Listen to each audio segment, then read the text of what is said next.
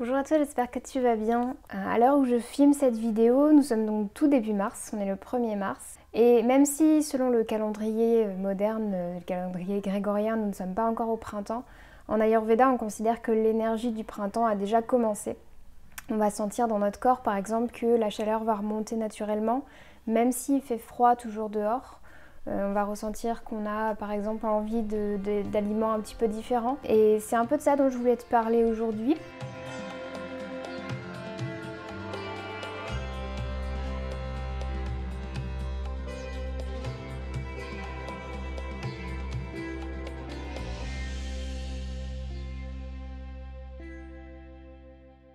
Ça va être une vidéo un peu mixte entre des petits conseils sur comment bien entamer le printemps selon l'Ayurveda et une petite expérience que j'ai faite personnellement qui est dans le thème de cette saison puisque c'est une forme de purification.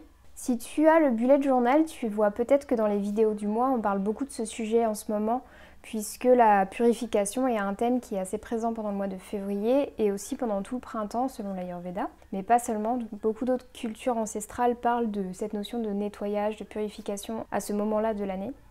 Donc je vais commencer par t'expliquer un petit peu ce qui se passe au niveau des doshas. Je suis désolée pour les bruits en fond, il y a des enfants qui jouent pas loin, donc il y a un peu des cris parfois, mais tout va bien. Donc au niveau des doshas, les 3 doshas donc, que sont Vata, Pitta et Kapha. Je vais essayer de te les expliquer rapidement, mais j'ai quand même fait une vidéo entière sur les principes de base de l'Ayurveda, donc je ne vais pas rentrer dans le détail ici. Mais en gros, pendant l'hiver, là, ce qu'on a vécu, c'est qu'on a eu du froid, on a eu de l'humidité qui a beaucoup augmenté avec des pluies ou de la neige. Et ça aggrave le dosha Kapha. Donc ça augmente ce dosha qui en nous construit, veut faire des réserves, est froid, est lent. Il est gras aussi ce dosha, il est lourd. Donc on va pouvoir se sentir un petit peu à la sortie de l'hiver, toutes ces qualités-là. Et l'arrivée du printemps va, elle, voir venir l'augmentation progressive de Pitta. Et Pitta, ça va être donc le dosha du feu, de la transformation, de la digestion, de la logique et du discernement aussi en termes intellectuels.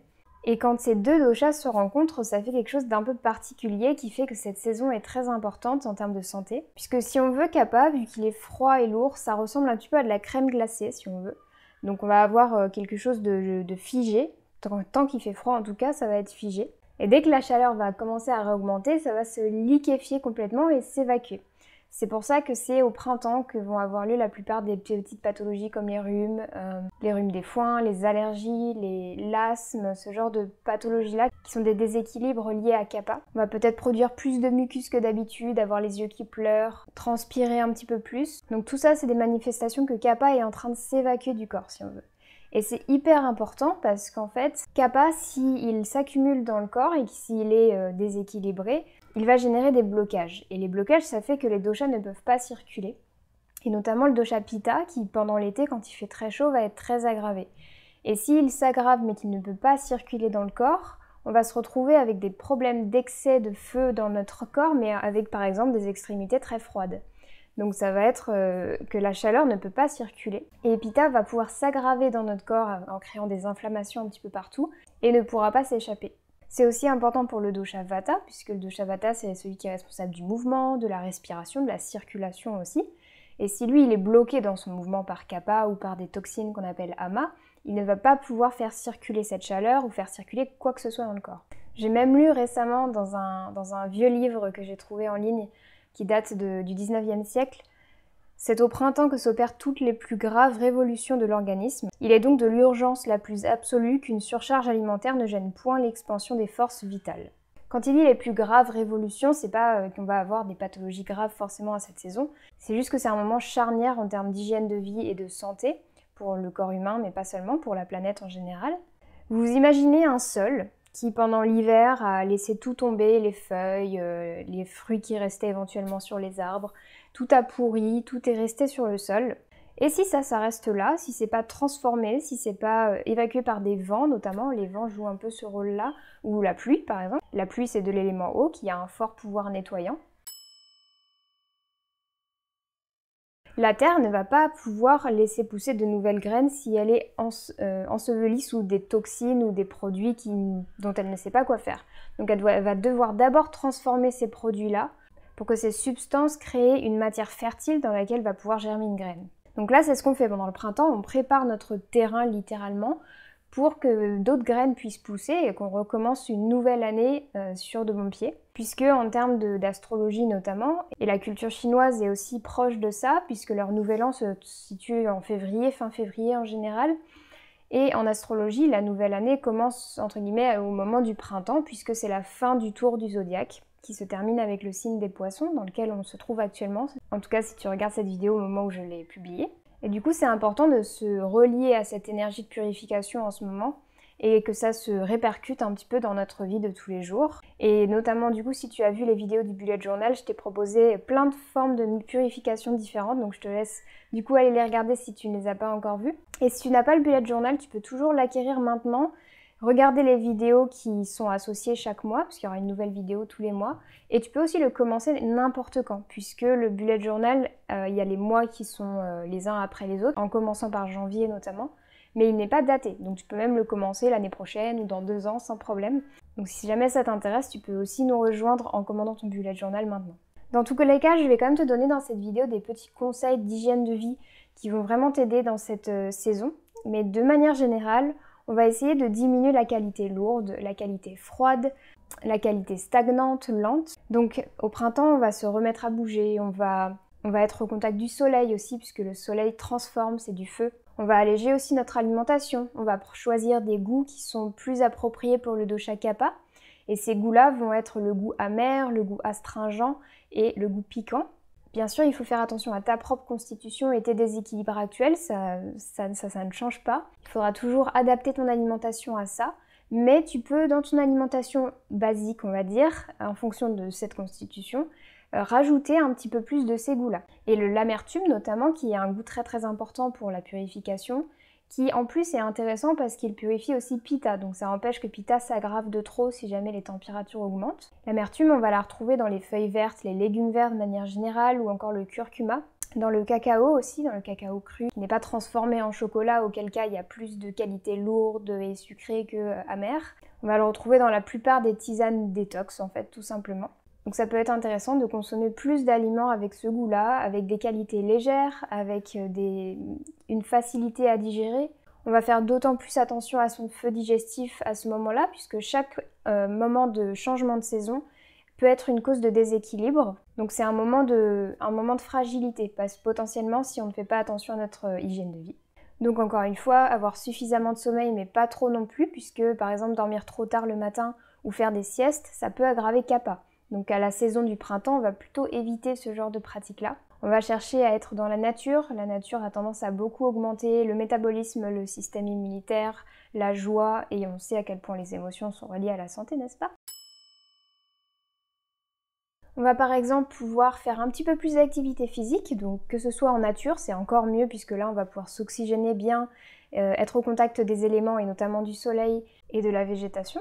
Il y a un organe, ou plutôt un système d'organes dont il est très important de prendre soin pendant cette période, c'est le système hépatique, donc ça concerne le foie notamment, mais on va aussi inclure la vésicule biliaire dedans. Le foie, il a beaucoup de fonctions, et notamment une de ses grandes fonctions, ça va être la détoxification du sang, puisque tout ce qui passe dans notre système digestif, qu'on avale, passe par le foie.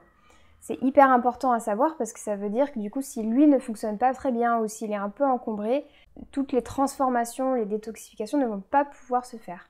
Parce que c'est lui aussi qui permet de nourrir le corps, puisque c'est lui qui permet de transformer des aliments grossiers qu'on mange comme ça en aliments qui sont assimilables par le corps. C'est un des plus gros organes du corps, il a besoin de chaleur notamment, puisque c'est un organe qui est associé au dosha Pitta. Et le printemps, c'est vraiment la saison de cet organe. On favorise notamment sa purification grâce au goût amer, entre autres. Mais il y a une pratique qui peut être intéressante à faire à ce moment-là, c'est une cure du foie. En Ayurveda, quand on veut éliminer l'excès de Pitta, au-delà de juste rééquilibrer le mode de vie, l'alimentation, etc., on va utiliser ce qu'on appelle le Panchakarma. Le Panchakarma, c'est une cure médicalisée, donc qui ne se fait pas chez soi tout seul, sans expérience. Ça se fait dans une clinique ou en tout cas accompagné par un praticien. Et ça va consister à nettoyer le corps par 5 karmas, donc 5 actions différentes. Et l'une d'entre elles, je ne vais pas rentrer dans le détail de cette cure dans cette vidéo, mais en tout cas celle qu'on utilise pour Pitta, ça va être une purge des intestins, qui va aussi jouer sur le foie. Puisqu'on sait que quand on souffre de constipation par exemple, ça va avoir un impact sur la libération de la bile, et on va moins pouvoir éjecter cette bile dans le système digestif. La bile est produite bien sûr par le foie. Cette bile, elle nous permet par exemple de digérer absolument tout, mais particulièrement les graisses. Elle va aussi tamponner l'acidité qui vient de l'estomac, puisque l'estomac est un milieu hautement acide. Et comme en France c'est très compliqué de faire un panchakarma puisque ça nécessite d'avoir quand même du matériel, d'avoir des personnes compétentes aussi pour accompagner ce type de cure, ça demande quand même une grande connaissance de l'Ayurveda et du corps et beaucoup de pratiques cliniques avant de pouvoir accompagner des personnes en panchakarma. Ce que moi on m'avait conseillé dans ma formation, c'était de choisir donc un remplacement de cette purge, ce qu'on appelle la cure du foie. Au début, j'étais un peu sceptique, j'avais des réserves par rapport à cette cure, puisque c'est une cure qui a été, entre guillemets, mise en place, ou en tout cas découverte par un médecin moderne. Donc je crois que le premier à en parler, ça devait être le Dr Clark. Je ne suis pas sûre de ça, pour le coup, mais en tout cas, c'est un des plus connus qui en parle. En France, on va avoir Andreas Moritz qui en parle beaucoup, qui a écrit des livres dessus dont je vais te parler juste après. Et dans cette vidéo, je ne vais absolument pas te décrire exactement le protocole de cette cure parce que je veux pas justement que tu te lances sans faire tes propres recherches. C'est quand même une cure qui est assez puissante, hein, ça se fait pas n'importe comment, il y a des choses à respecter. Donc je vais te donner les références du livre, en tout cas que moi j'ai utilisé pour pouvoir éventuellement commencer à t'intéresser à ça, voir si ça te convient, si ça te correspond. Et dans tous les cas, je te conseillerais toujours de te faire accompagner par un praticien qui connaît, ou en tout cas ton médecin si jamais ça lui parle. Bon, il y a beaucoup de médecins qui ne sont pas d'accord avec ce type de cure, bien sûr. Mais en tout cas, ne te lance pas là-dedans à l'aveugle, parce que ça peut être, il peut y avoir des contre-indications et des effets secondaires qui sont minimes comparés à des interventions allopathiques, entre guillemets, ou même certains médicaments, mais ça reste important à signaler. La cure du foie, c'est une cure qui se fait sur plusieurs heures, donc un peu moins d'une journée, on va dire, qui va consister à faire une descente alimentaire, donc on va alléger l'alimentation, manger de moins en moins gras pendant une semaine environ, pour ensuite, le jour de la cure, manger pas de gras du tout, puisque quand on mange du gras, la bile dans la vésicule biliaire va être libérée, et là on veut optimiser cette bile pour le nettoyage, donc on va manger 0 gras le jour de la cure. À partir de 14 h, on ne va rien manger du tout, et c'est à partir de 18 h que commence la cure, on va dire. Ça va durer du coup toute la nuit et jusqu'au lendemain matin. Parfois, ça peut s'étendre un petit peu en fonction de ce que le corps a rejeté ou non.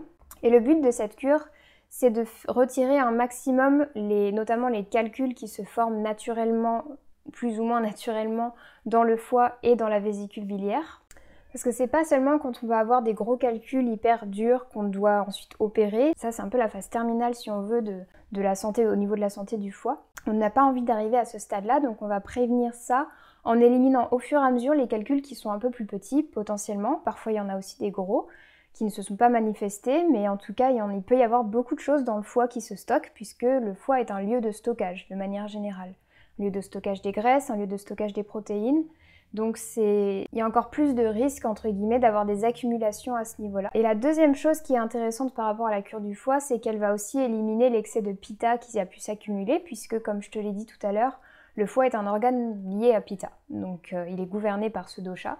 Donc quand ce pitta est aggravé, on peut potentiellement le rééquilibrer, le ramener à le faire diminuer en faisant ce type de cure. Il y a plein de bienfaits, plein d'indications à la cure du foie, plein de recommandations aussi dans les livres du Dr Moritz que je te recommande si jamais c'est une cure qui t'intéresse. Ne te lance pas à l'aveugle encore une fois, lis bien ces livres qui expliquent tout.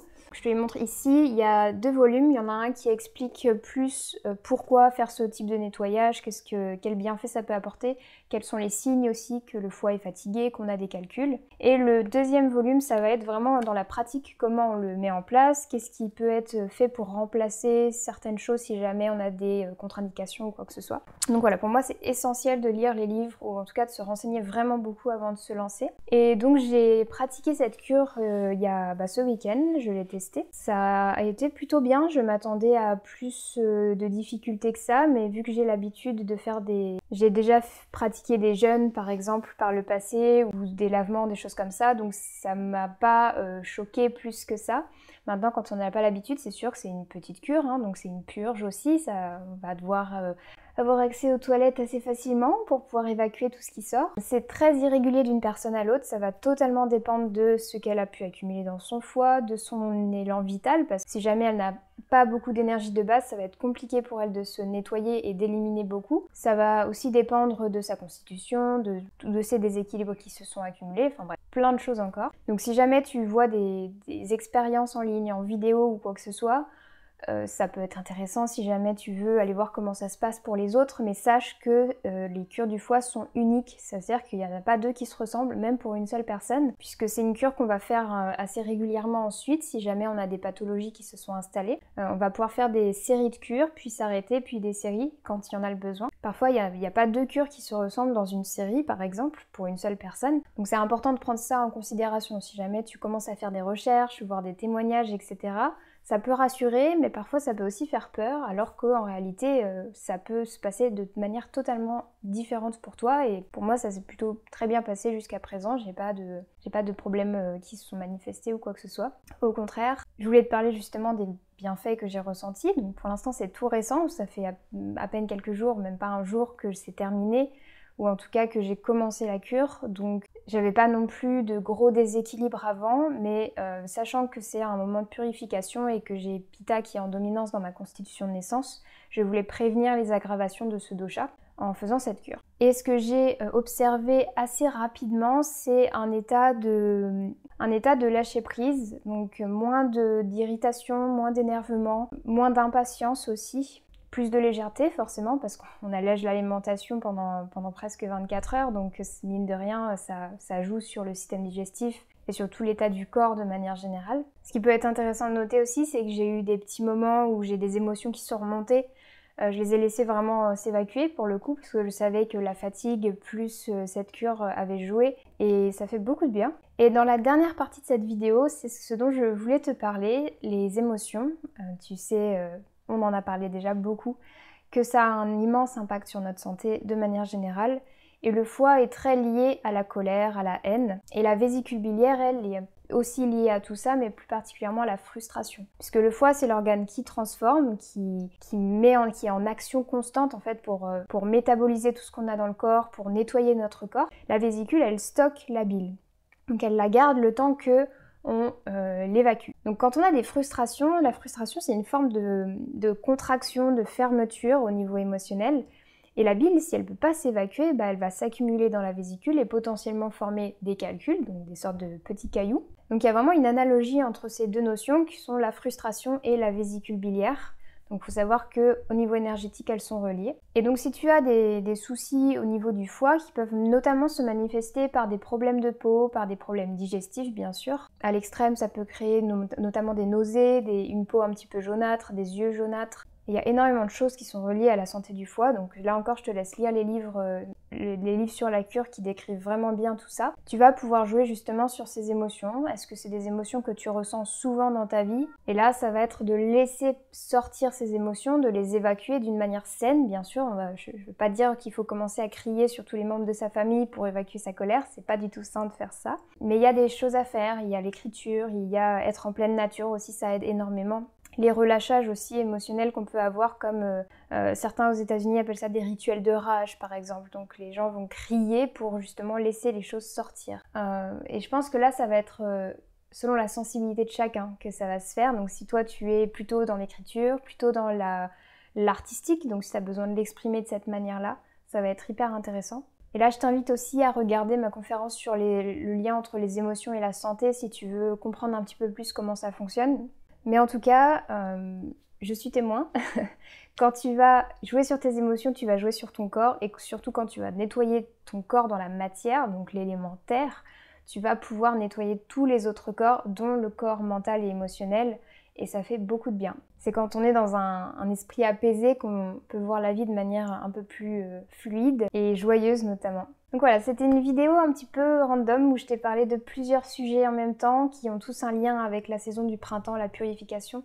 J'espère que ça t'a plu, j'espère que ça t'a apporté des petites connaissances. Je te mettrai tous les liens dans la barre de description de ce dont je t'ai parlé. N'hésite pas à me poser tes questions en commentaire si tu en as, me rejoindre sur les réseaux sociaux aussi, puisque je partage beaucoup plus, notamment sur Instagram et Facebook. N'hésite pas à mettre un petit pouce en l'air sur cette vidéo si tu l'as aimée et à t'abonner à cette chaîne si ce n'est pas déjà fait. En tout cas, je te souhaite un très bon moment de transformation. Vraiment, je te souhaite de créer le terrain, l'espace dont ton toi véritable a besoin pour fleurir, pour émerger. Et si tu as besoin d'un accompagnement en termes de mode de vie, que tu aimerais te rééquilibrer sur certains aspects, avoir des conseils sur qu'est-ce qui est bon pour toi ou non, ou connaître ta constitution de naissance, n'hésite pas à prendre rendez-vous avec moi pour une consultation en face à face. Ça se déroule par visioconférence, donc n'hésite surtout pas, je te mettrai encore une fois mon adresse email et les liens vers mon site internet dans la barre de description. Je te dis à très bientôt pour une prochaine vidéo et surtout prends bien soin de toi.